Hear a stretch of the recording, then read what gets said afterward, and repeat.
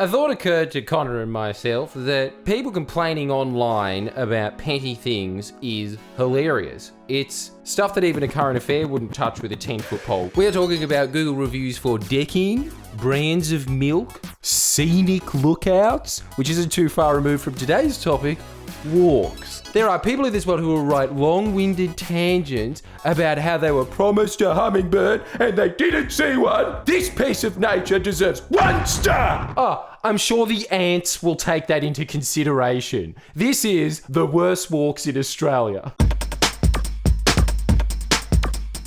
We are constantly on the lookout for the most inconsequential things people could possibly be angry at. So if you have a suggestion, write to us. We're thinking of doing nudist beaches next. So if you want to see that, you know what to do. Smash that like button. Now, we have chosen today's essentially at random. This apparently is the worst on the list. This is Prom Wildlife Park located in Victoria. Doesn't look like it's too bad from the pictures. There's emus on the plane, wombats. Look, it's a really unthreatening, really unimpressive Jurassic Park. However, Imran here takes issue with this Jurassic Park where there is zero chance of you being eaten. I would hate to see his review of the actual Jurassic Park. I was molested by a wild pack of Compsognaths, and also the food court, they didn't have any wedges. 2 stars. On a sunny summer afternoon, the only wildlife we saw were flies.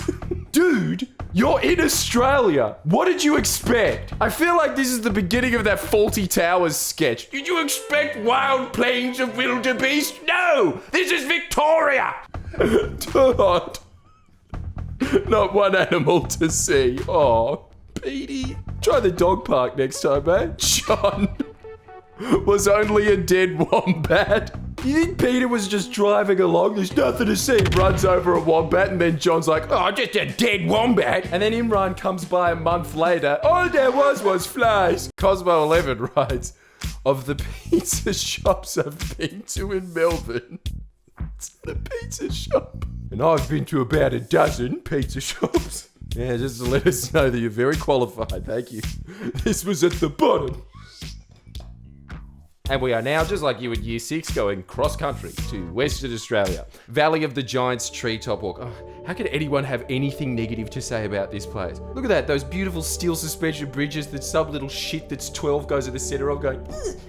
It just goes on forever. I didn't know that Western Australia had anything like that. I thought it was just a mine and then Ningaloo Reef. But Adrian, thank you for warning me that it actually would be better to visit one of those nickel mines. Didn't like it. You have to pay to, number 2, see some trees. What a f***ing rip. Fiona writes, not really giants like in California. Every mountain on Earth sucks unless it's Everest. Cash Shitty 100 with a whopping 144 reviews. So this man knows what he's talking about with everything. He has given this place 1 star. Treetop Walk was awesome, 10 out of 10. Went to the souvenir shop and struggled to find anything made in Australia. Even the Aboriginal art was made in China. I can see how you would find that to be somewhat inauthentic. On the plus side, there was some local art we did buy in the shape of a small hand-painted tile the size of a matchbox. Aussie, Aussie, Aussie, oi, oi, oi. I really like thinking about this fact. That is not a bot. That is a man. Australians, let all us rejoice. Cape Byron walking track, which, Connor and I did that, just by the by, and I'll have to give it my personal review. 2 stars! Only saw 1 whale, and I had to use my psychic energy to summon it from the ocean. It worked!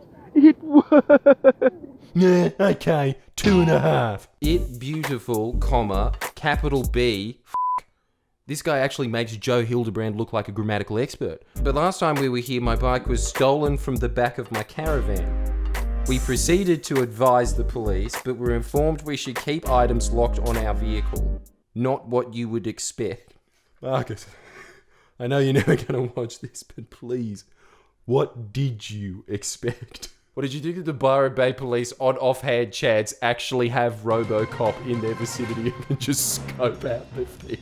Liv writes, as much as it was pretty and very Instagrammable, it's a nightmare to get parking that costs. That's actually true. For that reason, I'm taking that half star back. 2 stars. ISIL, holy fuck. ISIL writes, the Lady Pauline, volunteer worker, isn't very clear with her instructions. My partner and I went to the lighthouse and were taking some photos while she stormed in screaming at both myself and my partner in front of everyone. Not only is Pauline extremely disrespectful and rude, she stops the sentence there. Ooh, master of suspense, ISIL. The lighthouse door had no signage or warning signs to notify not to walk out either.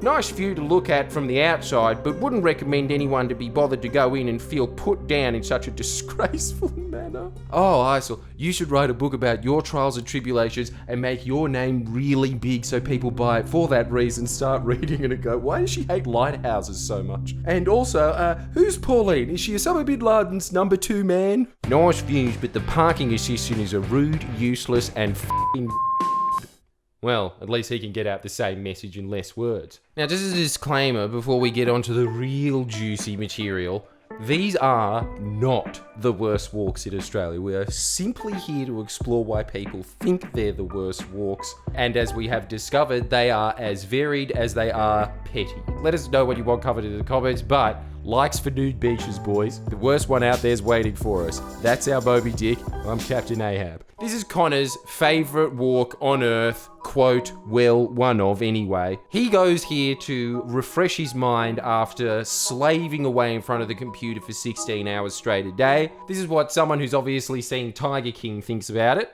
I feel like this site is quite irresponsible as the reviews are all written by avid hikers. Yet it's the first thing to come up on Google when you type in waddy waddy, meaning that non-hikers such as myself and my girlfriend were inclined to believe this might be a fun way to spend half a day after reading things like a great track with lots of bush and variety, very peaceful, and amazing walk. This is not a fair reflection of the waddy waddy experience.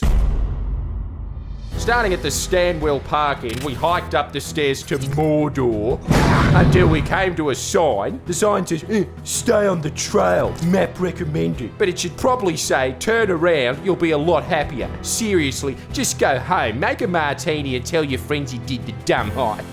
I want to meet this man. Stop hiding yourself from the world, Joe. Continuing for about 30 minutes along a muddy trail, we started to climb down to the creek. Because we'd seen photos, it looked pretty good. With the beginnings of a very pissed off girlfriend in tow, we came upon more and more steps. Why? Sorry, I should have just kept reading on, which were more like jagged rocks covered in mud. I'd like to remind you at this point, reader, that this very website states that one of the primary uses of the Waddy Waddy trek is running. After rereading this upon our sore and sorry return home, my girlfriend snorted with laughter. Running? Running! By the time we came to the creek, we were so exhausted and over it, we contemplated faking an injury to get the Westpac chopper to airlift us to a pub or something. Jeez, who are these people? Is this just Frodo and Sam actually going to Mordor and just sitting there complaining that I haven't had 11sies, Mr. Frodo? Why don't they just call the Westpac chopper to destroy the ring? But after eating a picnic and becoming acquainted with some local leeches, we pressed on towards Coal Cliff, thinking by sheer geographic logic it couldn't get much worse. It did. After this, the path splits off, leads to precipices, sends you back down to the leech-infested creek, back up the aqueduct, over some more paths, what looks like paths anyway, then no paths before landing you back where you started, if you're lucky. It was at this point that I had to explain to a crying girlfriend that if we just endured the horrors of back the way we came again, at least we'd end up back at the car hopefully within an hour. That would mean climbing up the redacted mountain through the redacted mud like it was redacted Kokoda. Well, I see why he chose his name as Joe Exotic. This man is insane. I'm not sleeping, crack my head. I can't die. She said. By this stage, I, a non-religious man, someone's read Hitchens, was praying to any god that would listen for such sweet fate to befall myself. His trek was so bad, he wanted to die. I don't know what was worse about the whole experience, really. The lack of signage or guidance, the constant feeling that one of us might die, or the fact that apart from a few ferns and a couple of overly cheery, redacted in straw hats, is this walk so bad that some old ladies were trouncing him on the walk and now he's calling them cunts for waving at him? Or maybe worse than cunts, it's redacted. We don't know. We can't know. You don't get to see much because, as my dearly beloved pointed out, you're forever looking at your feet, hoping you don't slip to a gruesome but welcome death. So, if you're not the sort of redacted who thinks that hiking is a great way to spend a day but are curious to give it a go anyway, just don't try Waddy Waddy. I implore you. Someone followed up on this Iliad epic with, please people ignore Joe's long-winded review, this is a beautiful bush hike. I've walked this trail many times, always barefoot of course. Of course, with no problems, steep bits, a couple yes, leeches after rain, yes, okay. This is really one of those glass half full, glass half empty things, isn't it? Would hate to have people turned off an awesome bush walk because of someone who didn't research it first. Enjoy folks, 5 stars. And that is from the Barefoot Bushwalker, or as Joe would call him, a redacted. But of course, Joe has to have the last word. Barefoot Bushwalker is possibly a pedophile. I mean, I don't have proof that he isn't, so could be. I can't tell if Joe is good for the soul or not. The whole barefoot thing does sound pretty dodgy, you have to admit. Seriously, read a book instead of doing this stupid hike. He's done it! The internet A-bomb. It's not you're a Nazi, it's not you're a commie, it's you're a pedo.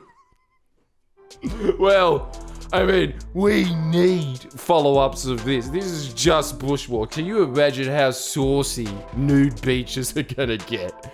Like this video, give us more recommendations, and I'll see you in 2 days after I've recovered from Joe Exotic. Not from the documentary, from the comments. Oh, and Connor, by the way, you ghosty 7-foot-tall giant ogre of a man. Be careful next time you're on Waddy Waddy. Look out for the Barefoot Bushwalker. Have a look at that view.